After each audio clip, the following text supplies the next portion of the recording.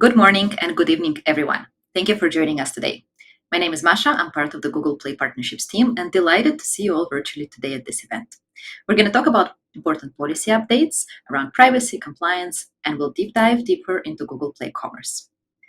Before I kick off the event with content, let me do a few very quick housekeeping updates. First of all, we're going to ask you kindly to please not to video record the session, as the content is proprietary to Google.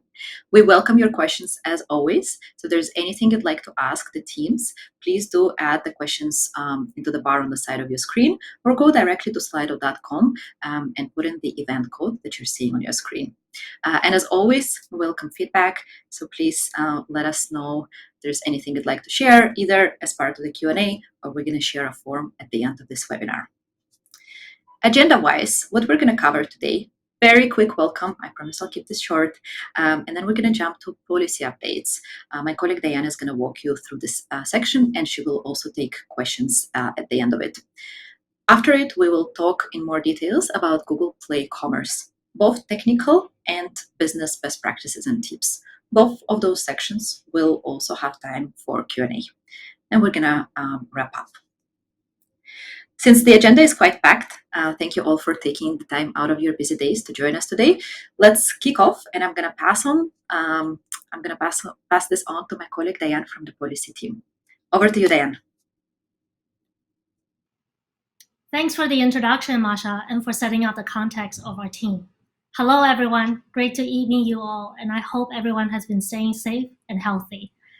My name is Diane, and I am part of the policy development team for Play and Android at Google. It's truly an honor to present on behalf of my team, and I hope today's session can help you understand the policies we introduced. With that, let's begin. On Android and Play, we constantly update our policies to meet the rapidly changing environment and new regulatory requirements. We usually update our policies 3 times a year, and we group policy updates together so that you as developers can learn about all the updates easily without having to constantly check or worry about checking for new updates. And today, we're here to talk to you on our latest policy update, which is the July policy update released 3 weeks ago. As a reminder, please respect this space and do not record or share this session. You will be able to find all the relevant information on our Policy Center after this webinar. After explaining the July policy update, I will then recap some key updates that have happened in the past and talk about some of the best practice that can help with your app publishing experience on Google Play. So with that, let's start with the July policy update. We have made numerous changes in this bundle, but today we will only focus on these 10 updates, which we believe are the most impactful to our audience today. You can easily access the rest of the updates in detail on our Developer Policy Center. As you can see, half of these topics are very much related to user data privacy and security, as privacy continues to be at the heart of everything we do here at Google. With that, let's go through them one by one. As an update to our user data policy, we're adding a new safety section in Google Play for users. This is to help users understand how an app collects and shares data if that data is secured. We conduct a research survey, and developers across the globe share that they believe users should have transparency and control over their data. Google Play believes the same. We all want consumers to be able to decide if an app is right for them and confidently download and enjoy the app. The new safety section will allow you to inform your users what your privacy and security practices are. For example, it will summarize what data is collected or shared and highlight privacy and security details, such as if the app uses data encryption. Along with the new safety section policy change, we made another update to our user data policy that requires all apps to have a privacy policy. that's posted in the Google Play console and within the app itself. Again, I like to repeat this again because it's very important. We require that all apps must have a privacy policy, and that has to be posted in the Google Play console as well as within the app itself. And this privacy policy must include information such as your data retention and deletion policies, and also a point of contact. Apps that do not access or any personal data and sensitive user data must still submit a privacy policy. So this is a requirement that applies to all apps. Another update we're making is to protect user privacy through prohibiting linking of persistent device identifiers to personal and sensitive user data or resettable device identifiers. We'll make exceptions for pre-approved use cases listed on the slide. Now that we have concluded a deep dive on data privacy and security and persistent identifiers, let's move on to our advertising ID policy update. Right now, Android provides a flag for developers when users opt out of ads personalization, so developers can take appropriate actions. Starting from late 2021, we will be making a technical change. When a user opts out of interest-based advertising, their advertising identifier will be removed and replaced with a string of zeros. You will no longer have access to advertising ID with a flag, but instead you will receive a simple string of zeros. This technical change will first impact apps running on Android 12 starting late 2021. And this will expand to devices running on all OS versions in early 2022. With our Android 12 rollout later this year, the Android ads settings page will change to what is now visible on the slide. Users can then choose to delete their advertising ID in this new user interface. Users can always get a new advertising ID in the future, even if they choose to delete their advertising ID at a point in time. Along with the technical change I just mentioned, apps targeting Android 12 will need to declare a Google Play Services normal permission in the manifest file in order to use Ad ID. To help Play developers and ad analytics service providers with your compliance efforts and to respect user choice, you will be able to receive notifications for opt-out preferences. We understand that some developers use advertising ID for essential use cases, such as analytics or fraud prevention, and zeroing out the advertising ID will make this difficult for you. For those purposes, we are providing a more privacy-friendly alternative ID called the AppSet ID. This ID is a unique identifier for a user used across all apps by the same developer on the device. Unlike the advertising ID, developer A and developer B will receive different AppSet ID from the same user to protect user privacy across services and to avoid unwanted profiling. You cannot use this ID for ads personalization or ads measurement. The AppSet ID will automatically reset if none of the developer's apps on the device are used within a year.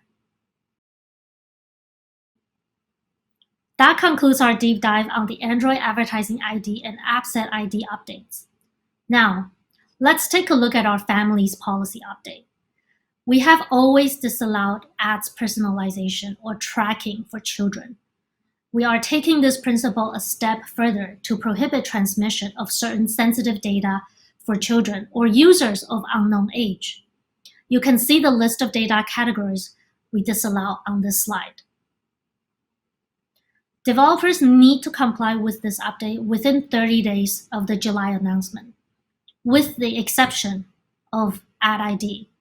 For Ad ID, developers have additional time until 6 months after the July announcement to comply. We'll continue to work with the industry for a smooth transition over the next several months. Now, let's switch gears to non-privacy related policy updates. This update on our store listing and promotion policy focuses on store integrity and on making sure we're providing high-quality search results to users. Your app title, icon, and developer name are essential to users making a decision on which app to download. We're implementing more requirements on these fields to increase trust across the ecosystem, specifically the ones listed here. First, your app title must be 30 characters or less. Second, don't use emojis, emoticons, or repeated special characters in your title and developer name. Third, misleading symbols in app icons are not allowed. For example, new message dot indicators when there are no actual new messages, and download or install symbols when the app is not related to downloading content. And finally, avoid all caps unless it's part of your brand name. So with that said, let me show you over the next few slides some examples of violation. So here are some common violations. First, in this example, avoid all caps unless it is part of your brand name. As an example, this app has the word planner, and it's in all caps, even though it is not part of the brand name. Second, don't use emojis, emoticons, or repeated special characters in your title and developer name. Third, misleading symbols or text in app icons are not allowed. In this example, you can see there's a new message dot indicator when there are actually no new messages. Or you also see this update now text when the app does not need to have an update. These misleading symbols and text trigger invalid user actions, and oftentimes that leave the user disappointed or confused. As a part of the store listing and promotion policy update, we also updated our incentivized installs, reviews, and ratings policy. Again, we are calling out requirements for your app title, icon, and developer name. Developers must not add text or images that indicate price or promotional information to incentivize installs. Additionally, developers should not add text or images regarding store performance or ranking, or suggest relations to existing Play programs. We will take a look at the disallowed examples over the next slide. These apps use images or text indicating store performance or ranking. For example, App of the Year in the app icon, mention of number one or top in app title or developer name, or use award icons to imitate Play awards. These are violations.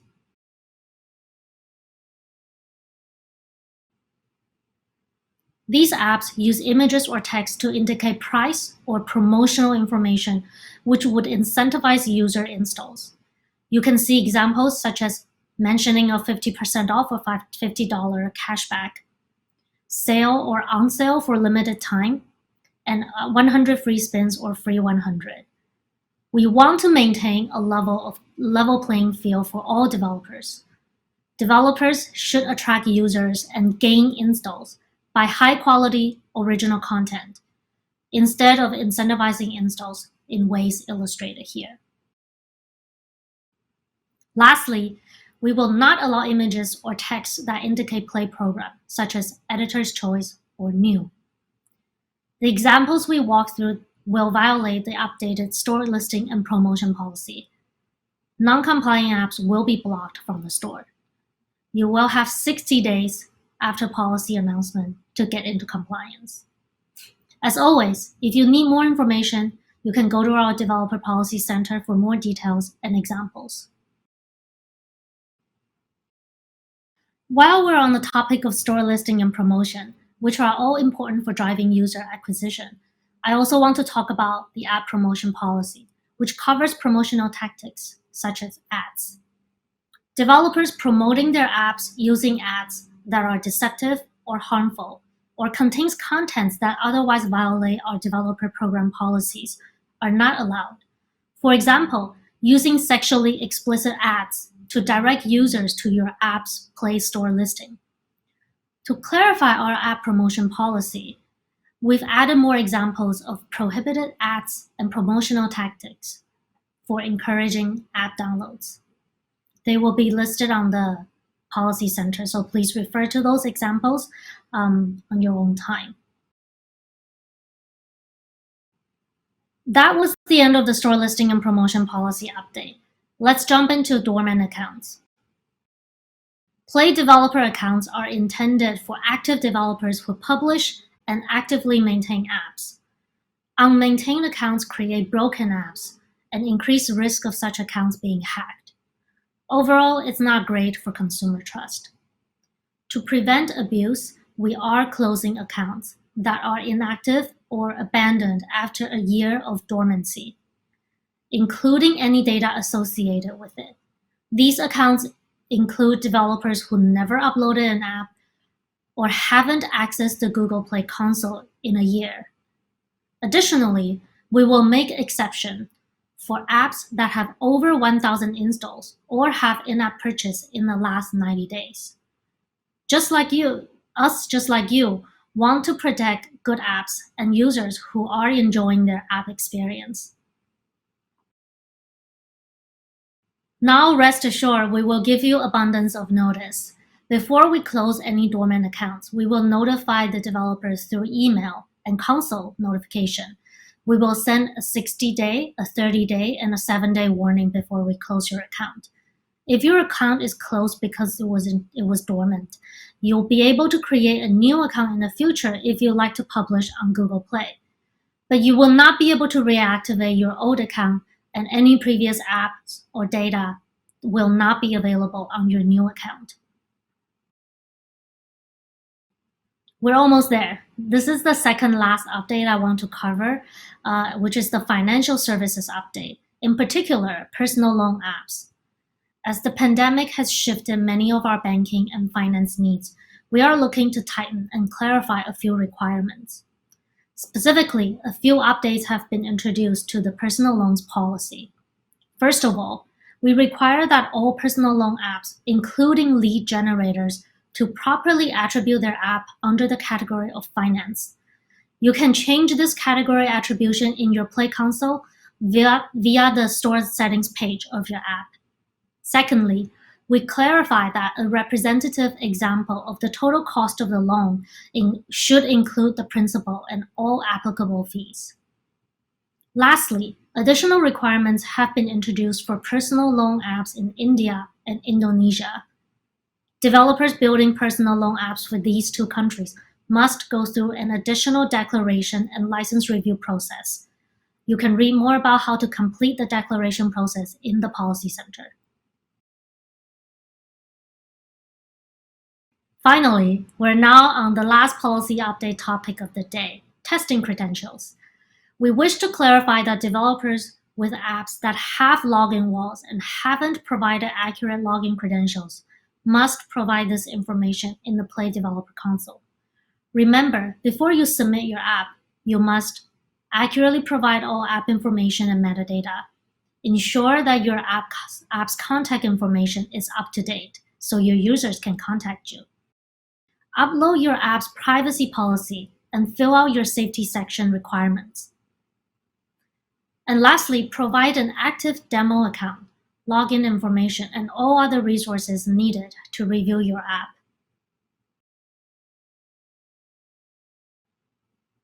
As I have mentioned at the beginning, we focus on explaining the policy updates that are the most impactful to our audience today. There are other updates, examples, and clarification that we have added in this July policy bundle. So please visit the Play Policy Center for full details. Now, let's look at our enforcement timeline. I know we covered a lot of changes, but you're probably wondering how you're going to prioritize different efforts. So here are the policy enforcement dates for 2021 and 2022. On the top, you see deadlines from our recent policy updates.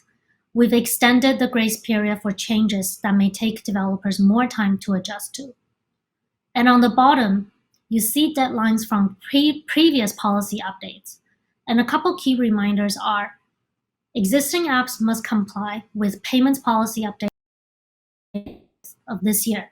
You have the option of applying for a 6-month extension through the Help Center if you need it. As of August 2nd, 2021, all new apps using Play Billing must use Billing Library version 3 or 4. By November 1st, 2021, all updates to existing apps use Play Billing must use Billing Library version 3 or 4. Now, some of the stuff at the bottom might feel a bit distant, as these announcements were made a while ago, but I'm going to walk you through some of the key reminders in the next section. As I said, if you're sensing some deja vu about updating the Play Billing library to version 3 or above, let me refresh your memory by using the next few minutes to highlight. If you're certain you've addressed everything on this slide, you can sit back and relax for a couple of minutes. But if some of these sound foreign to you, now is the time, because a few of these have fast approaching deadlines, and you should be aware of them. We'll go over reminders on boosting developer success on Google Play, payment policy, Play Media Experience Program, Android 11 App Bundle and Billing Library version 3, and package visibility. First, since this July, we have reduced the service fee that Google Play receives when a developer sells digital goods or contents to 15% for the first $1 million of revenue every developer earns each year. This is to help developers build a sustainable business. With this change, we anticipate that 99% of developers globally that sell digital goods and services within Play will see a 50% reduction in fees. Every developer, regardless of size, is eligible for the benefit of this change. The savings can be used by developers to scale growth, for example, by hiring more engineers, adding to your marketing staff, increasing server capacity, and more. For more information on the changes to Google Play's service fee, please scan the QR code or visit the link in the slide. Also, for developers who are working on adopting to our updated payments policy, please be reminded that all existing apps currently using an alternative billing system, including new and existing apps submitted by developers based in South Korea, will need to comply by September 30th, 2021. On the other hand, for new and existing apps submitted by developers in India, please be sure to comply by March 31st, 2021. We also have resources to help you understand how the policy applies to your app. Check out our Policy Center article, as well as our last September's Policy Byte video for details such as the types of purchase that requires Google Play's commerce system, the types of purchase that are not supported by Google Play's commerce system, as well as some frequently asked questions. For most developers, you'll need to comply by this update on September 30th, 2021, as I said. However, there is also an option to apply for extension if you really need more time to complete the integration of Google Play's billing system.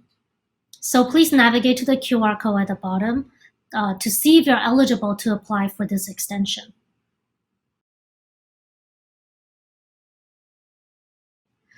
Next, I'd like to cover something a little bit different, the Play Media Experience Program. This program gives developers additional discovery and engagement opportunities and a service fee of 15% for all applicable earnings. To be eligible for this program, you must have a primary app offering of premium video, audio, or books content, which are not user-generated. You also need to have over 100,000 monthly active installs on Google Play. You'll need to have high-quality user experience with a strong Google Play rating, and of course, your developer account needs to be in good standing. And we will also require developers to have integration of specific Google platforms and APIs based on the type of media content. We may have additional requirements to apply that may apply depending on the type of media content you have.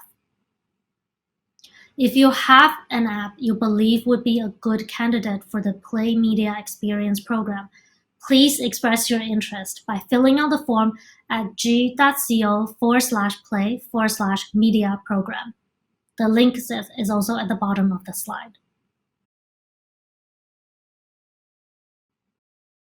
Also, let's refresh our memories on the requirements for Android 11, the new Android app bundle, and billing library version 3.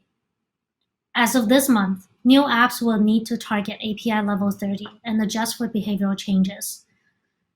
Also, new apps will need to be published with Android app bundle format and use Play Asset Delivery or Play Feature Delivery to deliver assets or features that exceed download size of 150 megabytes. Please note that the expansion file, also known as OBBs, will no longer be supported for new apps.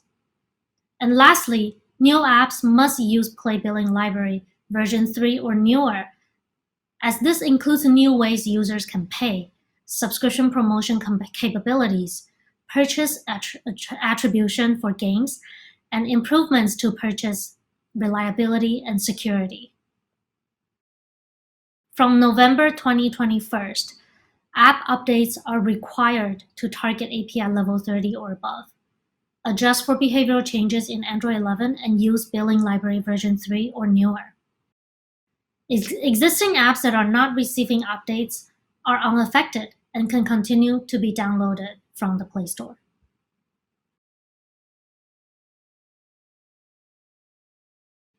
And the last reminder today is for apps targeting Android 11 and above.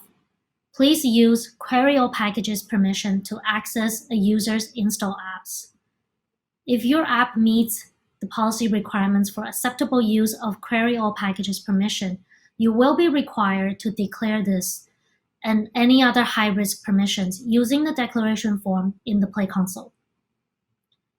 And to add some important notes, the inventory of install apps queried from a device are regarded as personal and sensitive user data, which means it is subject to the Personal and Sensitive Information Policy.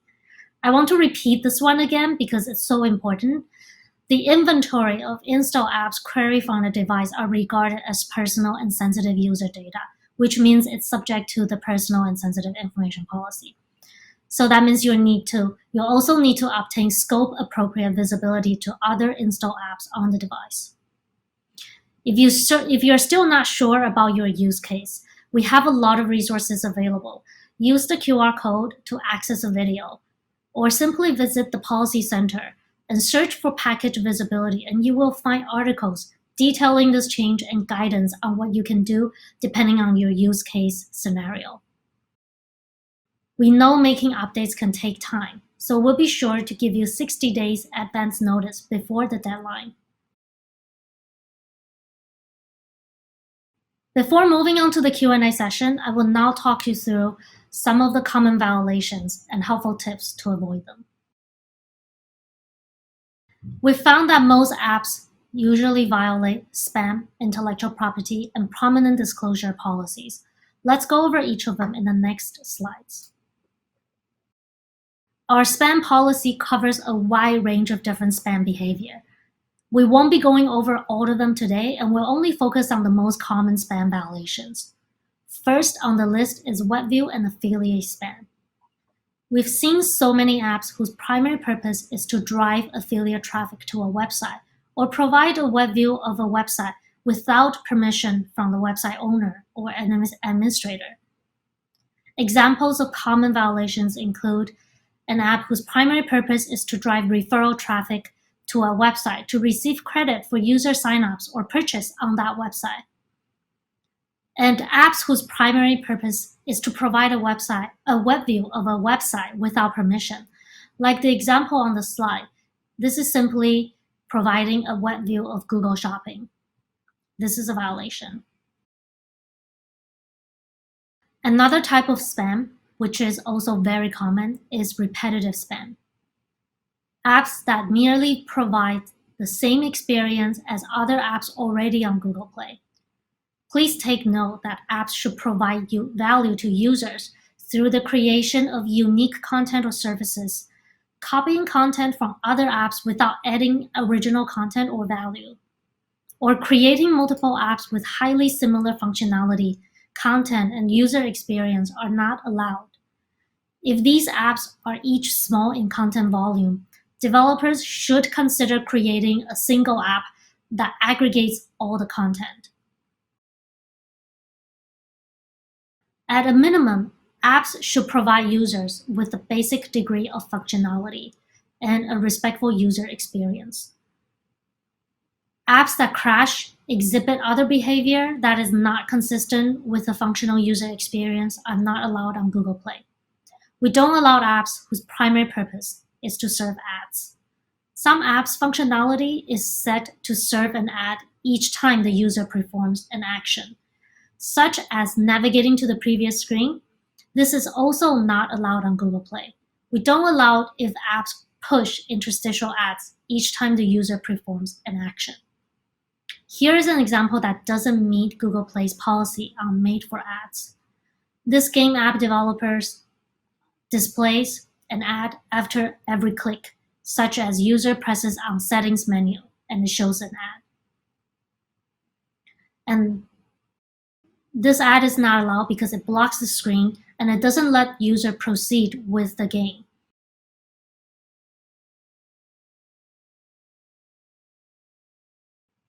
Next, I want to talk a little bit about intellectual property policy. As a developer, you should not have content that infringe on the intellectual property of others, such as trademarks, copyright, patent, trade secret, or other proprietary rights. On the other hand, if you find an app violating the developer distribution agreement, such as a copyright or trademark infringement, please let us know by sending a request via git.co/legal. So if you're using a third party's intellectual property with explicit permission from the intellectual property owner, you can prevent app removal by submitting an advance notice form to our app review team. The advance notice form can be found in the link here or via the Play console. Lastly, let's briefly talk about the prominent disclosure requirement. If your app accesses, collects, uses, or shares personal or sensitive user data, including any functionality or data regulated by dangerous or runtime permissions, the app must meet our prominent disclosure and consent requirements prior to beginning collection or handling of the personal or sensitive data. So that's a lot of words. Let's look at the example in the slide. It shows an in-app disclosure of data collection and use, and includes a request for user consent. Here are some examples of common violations of apps that don't treat the following data as personal or sensitive data, and do not comprehensively disclose the use and obtain consent when accessing, recording, or collecting. A user's inventory of installed apps, a user's phone or contact book data, a user's screen, device location, restricted permissions in the background for tracking, research, or marketing. If you perform these actions in your app, you will need to provide prominent disclosure and fulfill the consent requirements. Also, I have seen many apps missing the key information that the review team is looking for, such as the type of data is collected, when and how to perform which key functions of your app. So please keep in mind that including this information transparently is the key to become compliant with this policy. Finally, here are some helpful tips to comply with the prominent disclosure requirements in more details. The prominent disclosure must be within the app itself, not only in the app description or on the website. It must be displayed in the normal usage of the app and not require the user to navigate into a menu or settings page. It must describe the data being accessed or collected and it must explain how the data will be used or shared.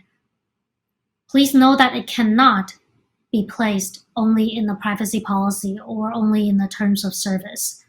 And lastly, it cannot be included with other disclosure unrelated to personal or sensitive data collection.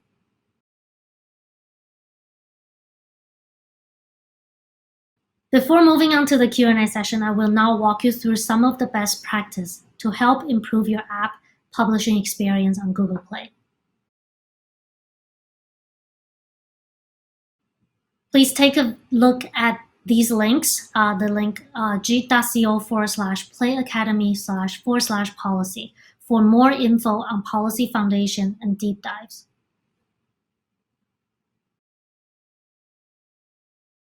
And to check the past and recent policy updates, please watch the Google Play Policy Bytes videos in the Android Developers YouTube channel. Again, the YouTube channel is called Android Developers, and you should be able to find a lot of information there that covers past and recent policy updates.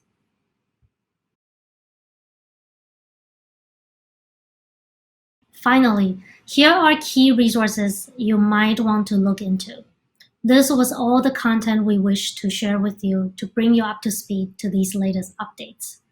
I know we covered a lot of content today and all the link out to multiple articles. Some of you may not have had the time to record them or scanning them. So we collected them here, and you can also find these links in your current website. On the top bar, you can see the resources tab. You can also find the links there as well. So I hope you found all of this useful. Thank you, Diane. This was very informative. Moving on with our agenda, I want to talk a bit more to you about growing your business with Google Play Commerce. What is Google Play Commerce? It's a platform and a set of different product tools and features that helps you monetize your apps and helps you build a sustainable business on Android. Building sustainable businesses on Android is at the core of Google Play's mission. And this is why we continuously invest into Google Play Commerce to make it easier and more impactful for you developers. In short, what does Google Play Commerce do? Well, it allows you developers to sell, and it allows users to purchase digital goods and services in-app. Usually, the in-app purchases fall into one of the two categories. It's either one-time purchases or IAPs or in-app purchases, or recurring purchases, or also commonly called subscriptions. From the Google Play Commerce side, we aim to make sure that we invest into tools and features across the life cycle of a paying user on Play. So you will see things that are dedicated to helping you set up acquisition tools and features, as well as retention product capabilities, and of course, insights. So there have been a few important announcements that we recently have shared that are related to Google Play Commerce. So I wanted to recap them before we go into before we go deeper into the product. Firstly, we have recently announced that starting July 1st, we reduced our service fee to 15% for all developers globally in all verticals on the first $1 million in partner revenue. This is additional funds that you can invest to grow your engineering teams, to scale up your marketing, or in many other ideas, which I'm sure you have plenty of. It's important to note that you can already apply for this service fee reduction in your console. We also recognize that many developers operate multiple apps within their portfolio. So we're going to ask for your help to let us know which accounts are associated with your overall business. Again, you can do that directly in your console. And I also wanted to call out that helping us better map out all of your associated accounts will help us better serve you in the future. Let's say with things such as fraud prevention, account review, or different programs that are coming up on the agenda from the Google Play Commerce site. So important reminder, if you haven't yet, please do enroll into this service fee reduction in your console. Another important update is around the timeline to comply with the Play payments policy. As you know, earlier last year, we have announced a policy clarification that makes it more explicit which apps on Google Play should be using Google Play Billing for in-app purchases. We do recognize that while many developers are already compliant, some apps that have been using an alternative billing payment needed a bit more time to come into compliance. So we had originally given developers a year to do so. However, having heard feedback from both large and small developers, we realized that some of the developers might need extra time to come into compliance. And we announced the option for developers to request that extra time. You can apply for an extension by filling in a form on our Help Center, and that would give you additional 6 months, which means until March 31st, 2022, to come into compliant with Google Play payments policy. So if you need that extra time, please do take advantage of the option to apply for this extension. Google Play Commerce gives you a number of features and benefits, and I wanted to talk in detail about some of the more important ones. They roughly fall into 4 categories. Firstly, it's access to global payments and users, so really important and significant scale. Secondly, it's simple maintenance and implementation. It's a number of features around user trust, which is at the core of everything we do.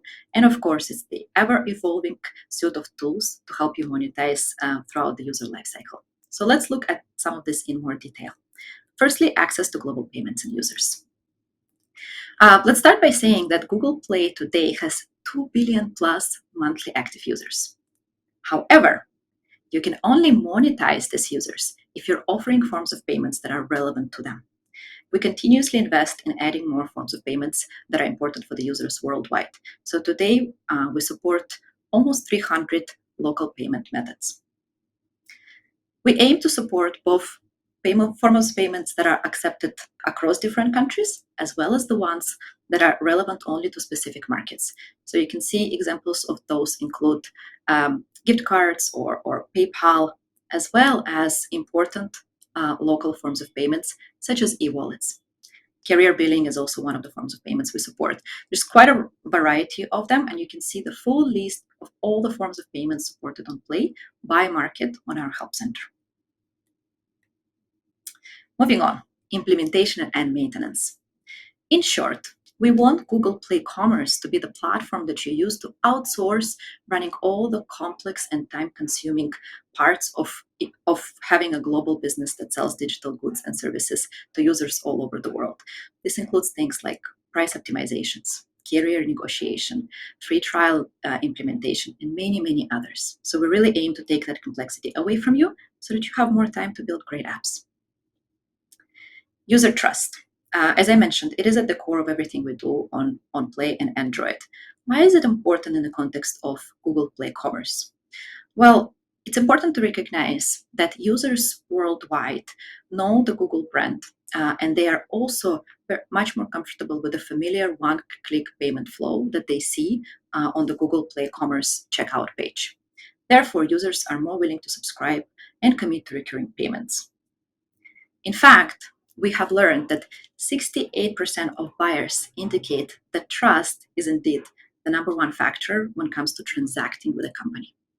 Users value the user control features that we provide to them, as well as the visibility into all of their upcoming payments and subscription management. It all lives in one place, and as a user, you have full control over all of the different subscriptions that are happening on Play. Last but not least, and there's quite a few things here, so I'll go through them in detail. We continuously invest in different tools and product features to help the monetization throughout the user lifecycle simpler and more impactful. Let's look at some of them. And here, as you can see, we're going to follow the user lifecycle. So we're going to start with acquisition. We recognize that acquiring users is not a straightforward task, and we provide a set of features to help developers do so effectively. Some of this on Google Play Commerce are things like introductory pricing, free trials. In fact, 78% of subscribers today start with a free experience. So it's extremely important to help you set up a good free trial onboarding experience in your app. You can also leverage it as a console tool. I also know that a lot of developers benefited from doing extensive experimentation when it comes to implementing free trials and introductory pricing. So please always do A/B tests before you roll out to large audiences. Another important part of acquiring users and rewarding users is promo codes. And we hear from developers that you use this extensively and have different use cases for promo codes. Promo codes are, of course, supported also on the Google Play Commerce platform. They can serve different goals. It can be about rewarding users with in-app items, or maybe extended free trials. It can also be around acquiring new users. There's currently two types of promo codes that are supported in your Play console: the one-time codes and the custom codes. You set them up in your console. You need to link them to one of the SKUs that you offer for sale, but the duration and the quantity is up to you to decide. I did want to call out the difference between the use cases for one-time promo codes and the custom promo codes. In the end, it's always up to you, but what we see as most commonly used is that one-time promo codes are primarily used as a win-back mechanism when you offer users an extended free trial. You can also use the one-time promo codes to encourage your users to invite others to join the app. So that can be a fun social acquisition method. Or you can also use this one-time promo codes to recognize and reward someone having an unsatisfactory experience in your app, which sometimes happens, and it's important to acknowledge that and own that. Custom promo codes tend to be more around attracting new users, and oftentimes they would be seasonal. So in this example, Ramadan can be a custom promo code that you're using across your apps.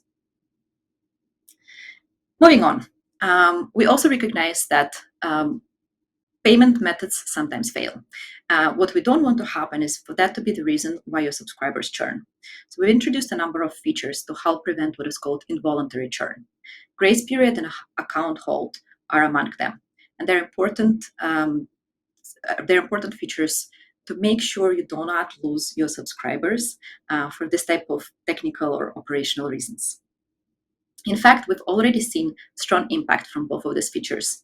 There is an 8% reduction in involuntary churn and a 35% higher recovery rate for developers who have been using grace period and account hold. Both of these are available in your console, so please do check them out. We also recognize that sometimes your users need to take a break from being subscribed to your content. This could be for seasonal reasons or based on the type of content that you offer. We also support subscription pause. What that means is your user is not paying for your subscription for a certain period of time, but you're not losing that user, and you do not need to acquire them all the way again when the subscription is relevant to come back to them. We also invest heavily in different features and tools to prevent churn and help you retain those users for longer. Some of those things include entitlement benefits. For example, you could be calling out the benefits that the user will be losing access to if they cancel their subscription. We also have a feature called deferred billing. It is frequently used to offer a free month of your service to, let's say, apologize for a bad experience or maybe a customer service issue to your users. In fact, getting in front of the users, calling out the benefits of the app before they cancel is extremely important. So we encourage developers to make sure they provide that content. But if the worst happens and the user decides to cancel, we also give you the option to run a cancellation survey so that you have a bit more insight of why the user decided to terminate their subscription. And we hope you use this data to continuously improve your products and services. Resubscription is another important use case. We recognize that in today's world could be many different reasons why users churn and then come back to different service providers. So that's another feature that we encourage you to use to make sure the reacquisition of your users is smooth and impactful.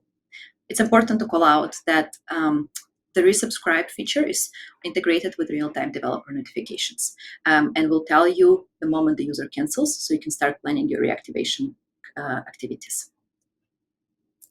We continue to invest in new tools. You might have heard from our most recent I/O some of the features that we announced that are connected to the Google Play Commerce platform. But let me recap because I think they're really cool. Well, first, we are now going to start supporting multi-quantity purchases. So what that means is we're going to help you optimize the way you sell further, and will enable a seamless user experience when users are buying multiple items.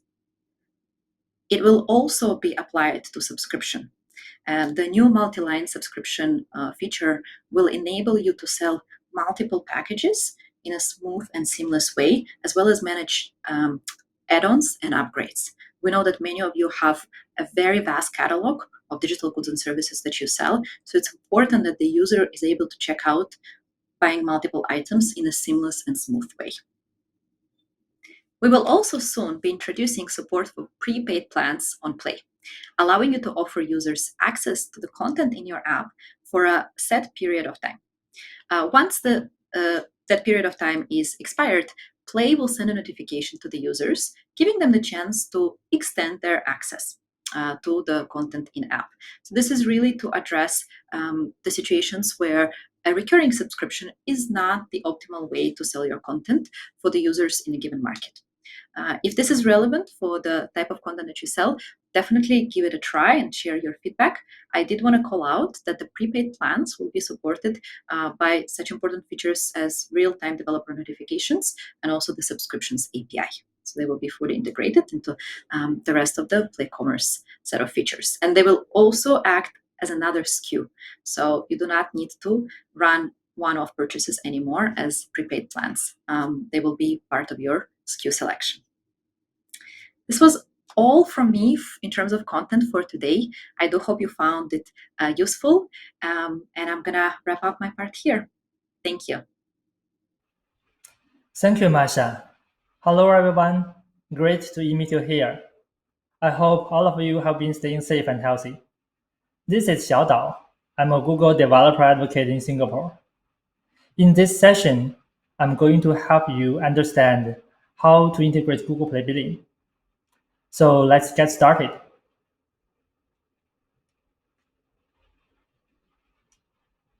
We will start from a high-level roadmap, how to add Google Play Billing feature to your business. Then go into details, introduce tools and APIs to help your team do the integration.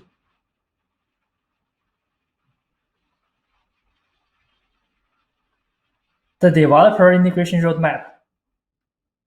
First step, we need to create a payment profile so that you can get your payment from Google. We also have to define what we are going to sell to our consumers, the SKU catalog. We need a licensed tester account. It helps a lot in testing.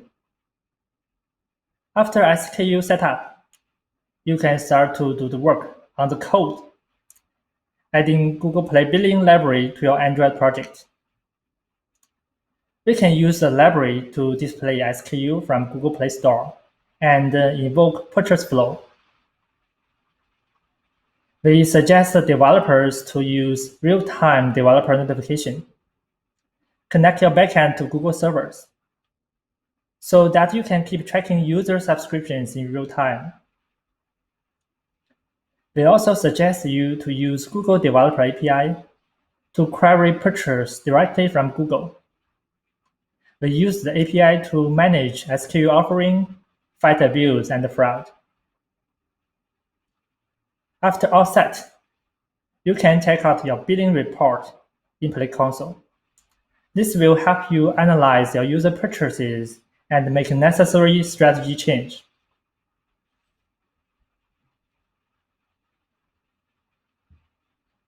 The first tool we are going to use is Google Play Console.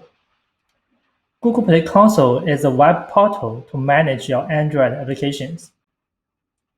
Developers can use it to create and manage in-app purchases and subscriptions. We use Google Play Console to publish our apps to different testing tracks so that we can get our app well tested before launching it in Play Store. We use Play Console to identify trends and extract insights from subscription data.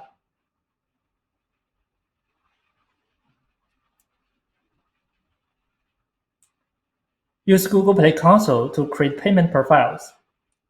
We need to prepare business contact, email addresses, websites, and other payment information. Payment profile creation takes a few minutes to hours. But if you have some internal review process, it may take longer.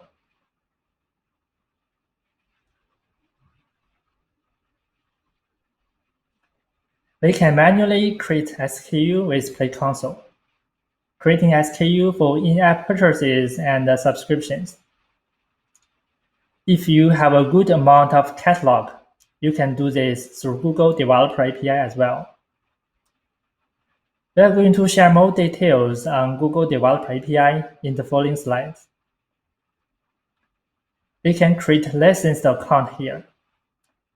With licensed tester account, you don't need credit card to make the purchase. You can control the payment response, either failed or successful.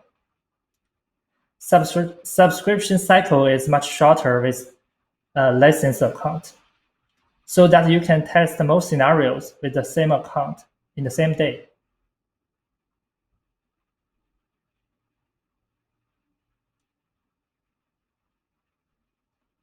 After creating SKU catalog, developers will add Google Play Billing Library to their Android projects. Google Play Billing Library is an Android library. The latest version of the library is 4. It enables you to sell digital products and content, either one-time product or subscription, in your Android app. It supports a variety of features and provides great payment flexibility.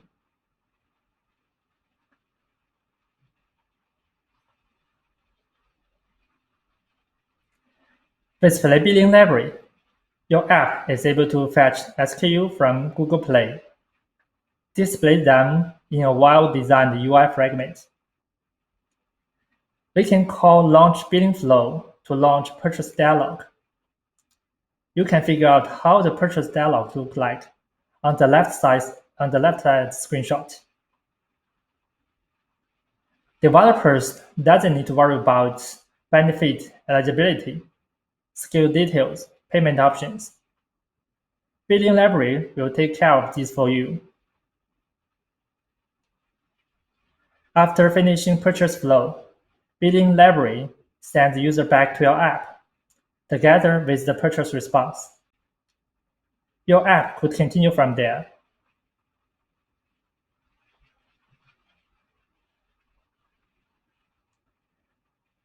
This diagram flow shows more details. Step by step, how to enable basic billing flow for your Android application. The first step is to add dependency to your manifest file. Then we have to initialize the billing client instance and establish a connection to Google Play. We call API to fetch list of available product or SKU from Play Store. Create UI elements and show product to users. Whenever user clicks the purchase button, we launch billing purchase flow from there. Just make sure you have clear instructions for your purchase. After purchase complete, users return to your app, and your app receives a purchase response. If the purchase is successful, you can verify with your backend server, and then grant the entitlement. Finally, update your client UI to let the user know the result.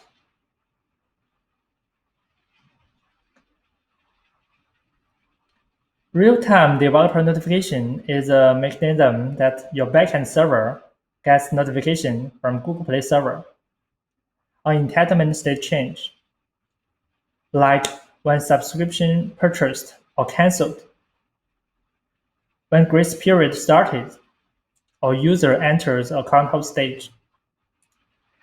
We call real-time developer notification RTDN for short.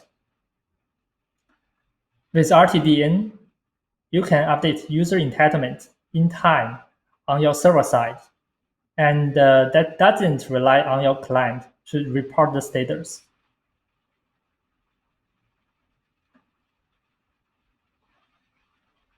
Play Developer API is a server-side API. Allows you to perform app publishing and SKU management. It's often being used together with RTDN on your server end.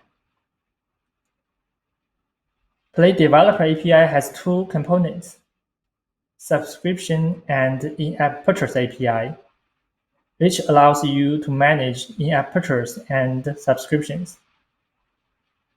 Publishing API, which allows you to perform publishing-related tasks. With Developer API, you can verify purchase on your backend.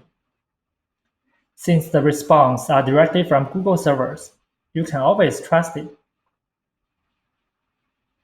There's a daily quota for the Google Developer API.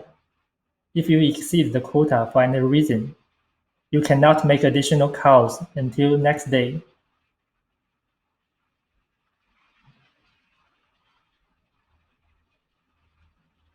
PlayCommerce provides retention features like grace period and account hold. Grace period is if a user got payment issues at the end of a billing cycle, he enters grace period. We can keep the user's entitlement and allow him some time to fix the payment issue. By default, all subscriptions have grace period enabled. You can disable grace period for SKU from the Google Play console. When listening to RTDN, you are going to get notifications when a user enters grace period. Then we should display a message in the app. Tell users how to fix their payment method so that they can enjoy the subscription without interruptions.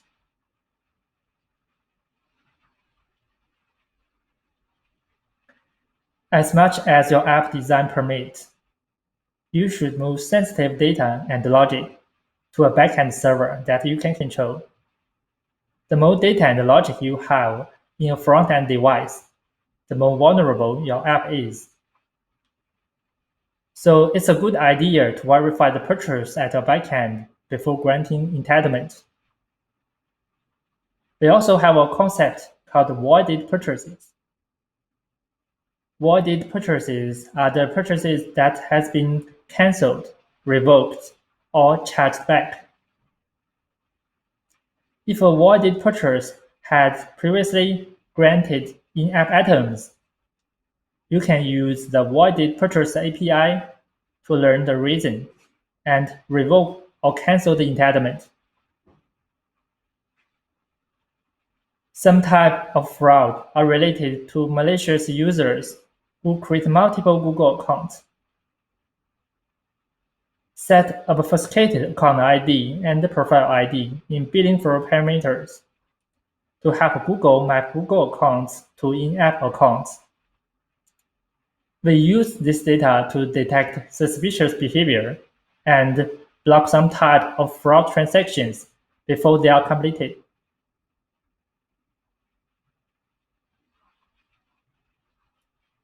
Lastly, to help you better understand the workload, we have a rough estimation on how much time your team may spend on each of the features. These are average workload estimation.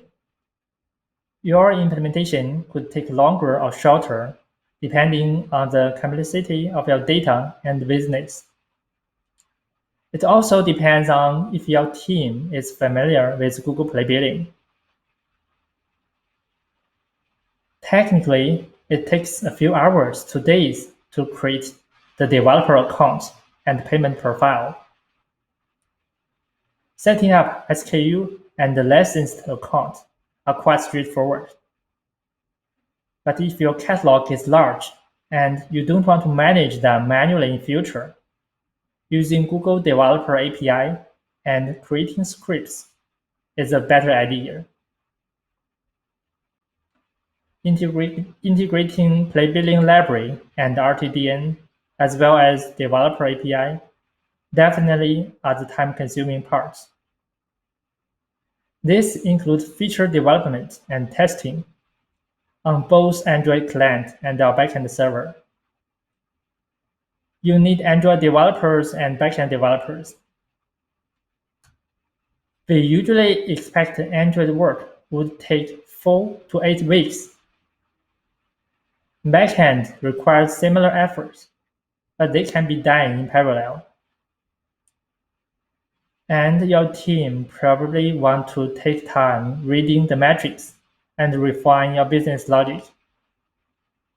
Play Console takes a few days to generate metrics after user purchases.